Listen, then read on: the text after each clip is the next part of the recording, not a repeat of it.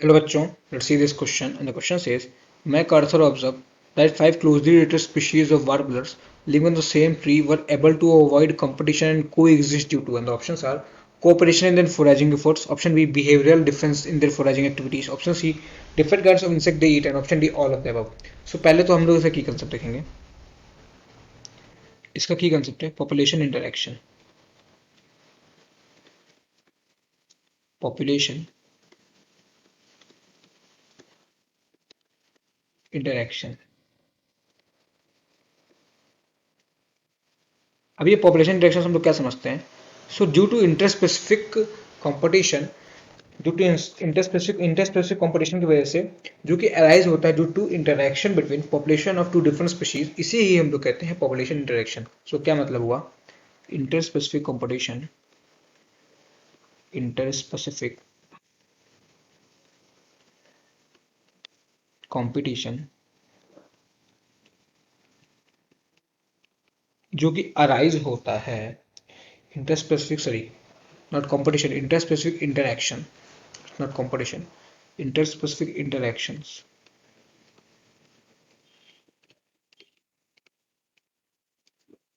arise from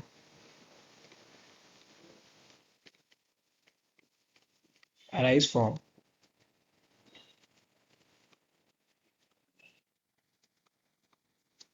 arise from interaction of population of two different species, interaction of population of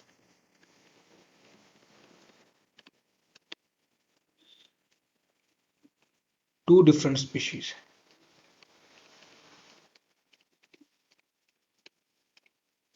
two different species. तो ये मतलब होता है population interaction का. अच्छा, पॉपुलेशन इंटरेक्शन में बहुत सारे टाइप्स के इंटरेक्शन आते हैं. उसमें से एक टाइप है कंपटीशन का. बहुत सारे इंटरेक्शन आते हैं, उसमें से एक टाइप है कंपटीशन का. कंपटीशन का. अब ये कंपटीशन हम लोग कैसे बेस्ट डिफाइन कर सकते हैं, अप्रोप्रिएटली कैसे कंपटीशन को डिफाइन कर सकते हैं. तो कंपटीशन से ये पता चलता है, फिर ये कंपटीशन ये बताता है कि एक तरह का प्रोसेस है जिसमें एक स्पीशीज की फिटनेस दूसरे सुपीरियर स्पीशीज के होने की वजह से लो हो जाती है. तो इसका क्या मतलब होता है. A process where fitness of one species, fitness of one species is significantly lowers, fitness of one species is significantly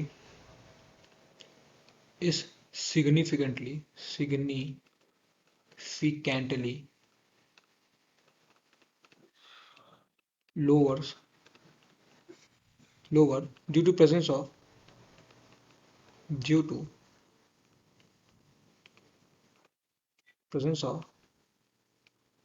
another species, due to presence of another species. इससे क्या होगा. तो इससे ये भी एक तरह की पॉसिबिलिटी है कि फिटनेस लोअर तो हो सकती है, साथ साथ में स्पीशीज एक्सटिंक्ट भी हो सकती है. और क्या हो सकता है. और स्पीशीज कंपलसरी नहीं है कि एक्सटिंक्ट हो जाए, बट हो जरूर सकती है. Species can also become extinct, can also become extinct.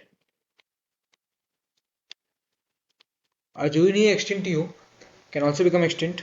इसके साथ साथ में कैन ऑल्सो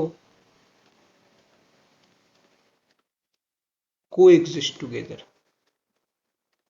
को एग्जिस्ट टूगेदर. आइए इन दोनों का एग्जाम्पल समझते हैं कि कब स्पीशीज एक्सटिंक्ट हो सकती हैं और कब स्पीशीज एक दूसरे के साथ को एग्जिस्ट कर सकती हैं. सो पहला देखते हैं हम लोग कि स्पीशीज एक्सटिंक्ट कब होंगी, फिर कैसे हुई, तो इसका एग्जाम्पल देखते हैं. सो इन गैलापागोस आइलैंड पहले टॉर्टोइज बहुत ज़्यादा रहते थे गैलापागोस आइलैंड में. In Galapagos island, PAGOS, Galapagos island में पहले टॉर्टाइज पहले बहुत रहते थे. बट सडनली, या फिर कह सकते हैं एक डिकेड के अंदर जो है ये टॉर्टाइज सारे के सारे एक्सटिंक्ट हो गए. Abingdon tortoise, Abingdon Abingdon tortoise, Abingdon tortoise ये एक्सटिंक्ट हो गए, extinct due to introduction of goat, due to introduction of goat. So goat की इंट्रोडक्शन की वजह से टॉर्टोइस कैसे एक्सटिंक्ट हो गए, ये बात कुछ समझ में नहीं आई। तो इसका रीजन ये है कि जो है ब्राउजिंग एफिशिएंसी गोट की ज़्यादा अच्छी थी, मतलब घास खाने की एफिशिएंसी या फिर कह सकते हैं ब्राउजिंग एफिशिएंसी गोट की ज़्यादा अच्छी थी।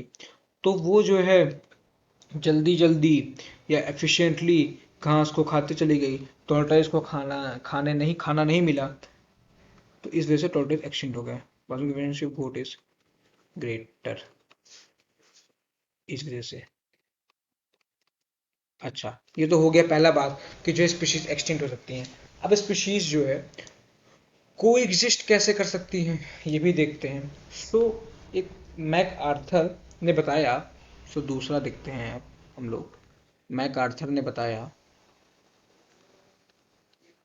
मैक आर्थर THUR ने दिखाया, showed that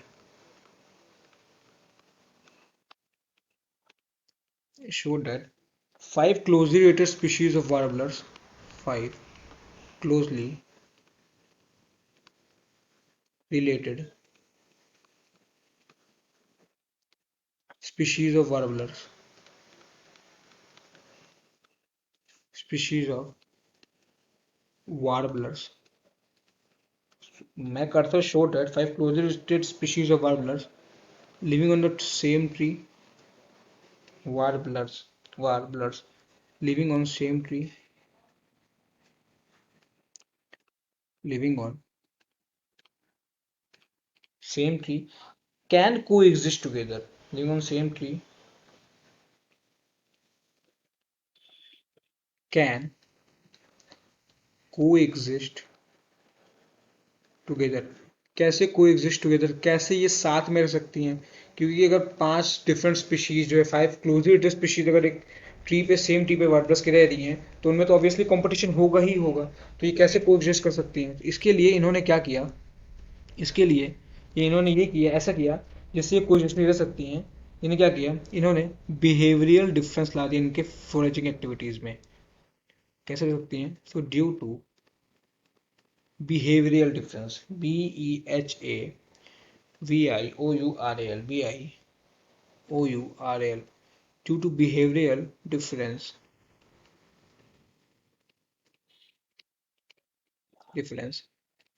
in their foraging activities, in their foraging activities, foraging activities,